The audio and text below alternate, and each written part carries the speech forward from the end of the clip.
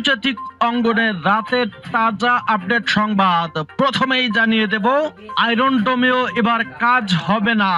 ইরানের মিসাইল ভান্ডারে মুহূর্তেই তছনছ হবে দখলদার ইহুদিবাদী ইসরায়েল। এরপর জানিয়ে দেব, ইরানে সামরিক হামলা মানেই তৃতীয় বিশ্বযুদ্ধের আশঙ্কা। তৃতীয় বিশ্বযুদ্ধ কি তাহলে শুরু হতে যাচ্ছে? এরপর জানাবো, ইরান, কাতার, কুয়েত ও সৌদিতে হামলা করবে। পুরোদমে যুদ্ধ প্রস্তুতি আমেরিকার। মধ্যপ্রাচ্যে থার্ড প্যাট্রিয়ট মোতায়েন।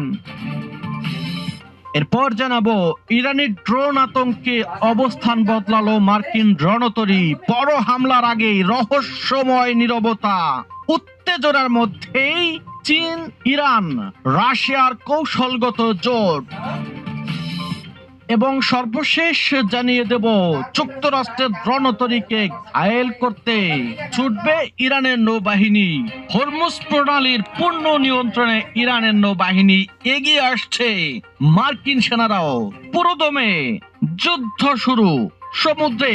এতক্ষণ শুনছিলেন সংবাদ শিরোনাম, এখন বিস্তারিত। অনুরোধ থাকবে ভিডিওটিতে একটি লাইক দিন, কমেন্টস করে জানিয়ে দিন আপনি কোন জেলা থেকে বা কোথা থেকে এই সংবাদটি শুনছেন। ভিউয়ার্স, আজকের সংবাদের সব থেকে গুরুত্বপূর্ণ বিষয় হচ্ছে মার্কিন যুক্তরাষ্ট্র এবং ইরান পুরোদমে যুদ্ধের উত্তেজনার মধ্যেই ইরানের শত শত মিসাইল ভান্ডার প্রথমেই ইসরায়েলকে ধূলিসাৎ করে দেবে। দখলদার ইহুদিবাদী ইসরায়েল ফিলিস্তিনকে জবরদখল করে রেখেছে। ইনশাআল্লাহ আমাদের মুসলিম শক্তিধর দেশ ইরান ইসরায়েলকে ধ্বংস করে ফিলিস্তিনকে স্বাধীন একটি মুসলিম রাষ্ট্র হিসেবে গড়ে তুলবে। সেই সাথে ইরানের পক্ষ নিয়ে রাশিয়া, চীন ধ্বংস করবে মার্কিন যুক্তরাষ্ট্রের সমস্ত ঘাঁটি।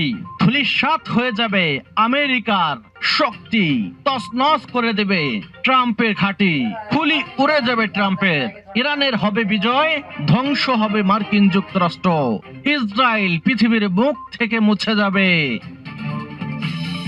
ইরানের বিরুদ্ধে মুখে যতই বাঘ ভালুক মারুক না কেন, ইসরায়েলের মনের ভেতর আছে চাপা ভয়। কারণ ইরানের মিসাইল কখনো ছেড়ে কথা বলে না। 12 দিনের যুদ্ধে ইরান ইসরায়েলের আয়রন ডোমকে নাকানি চিবানি খাইয়ে ছেড়েছে। এবারও তাই সামনে কঠিন সমীকরণ।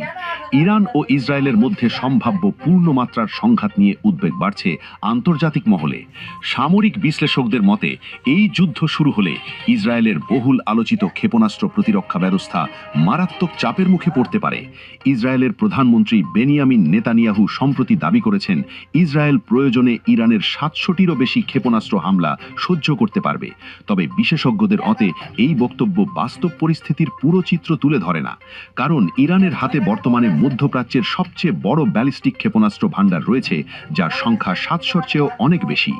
ইরানের ক্ষেপণাস্ত্র সক্ষমতা শুধু সংখ্যার মধ্যেই সীমাবদ্ধ নয়।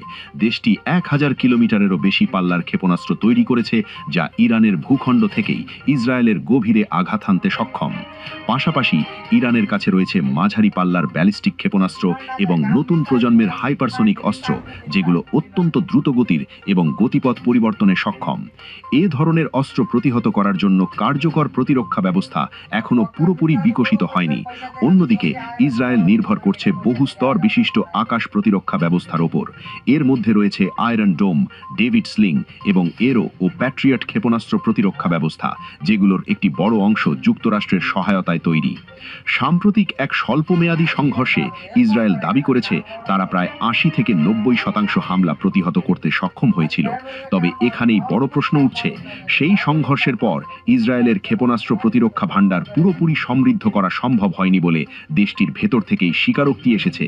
বিশেষজ্ঞদের আশঙ্কা, ইরান যদি একযোগে বিপুল সংখ্যক ক্ষেপণাস্ত্র, হাইপারসোনিক অস্ত্র এবং ড্রোন হামলা চালায়, তাহলে ইসরায়েলের প্রতিরক্ষা ব্যবস্থা তা সামাল দিতে নাও পারে। ইরানের প্রতিরক্ষামন্ত্রী ব্রিগেডিয়ার জেনারেল আজিজ নাসিরজাদে সম্প্রতি দাবি করেছেন তাদের নতুন ক্ষেপণাস্ত্রগুলো আগের তুলনায় অনেক বেশি উন্নত। তার ভাষায়, গত সংঘর্ষে যে ক্ষেপণাস্ত্রগুলো ব্যবহার করা হয়েছিল সেগুলো কয়েক বছর আগে তৈরি। অর্থাৎ ইরানের হাতে এখন আরও আধুনিক ও প্রাণঘাতী অস্ত্র মজুদ রয়েছে। এই বক্তব্যকে অনেক বিশ্লেষক কেবল সামরিক নয়, রাজনৈতিক বার্তা হিসেবেও দেখছেন।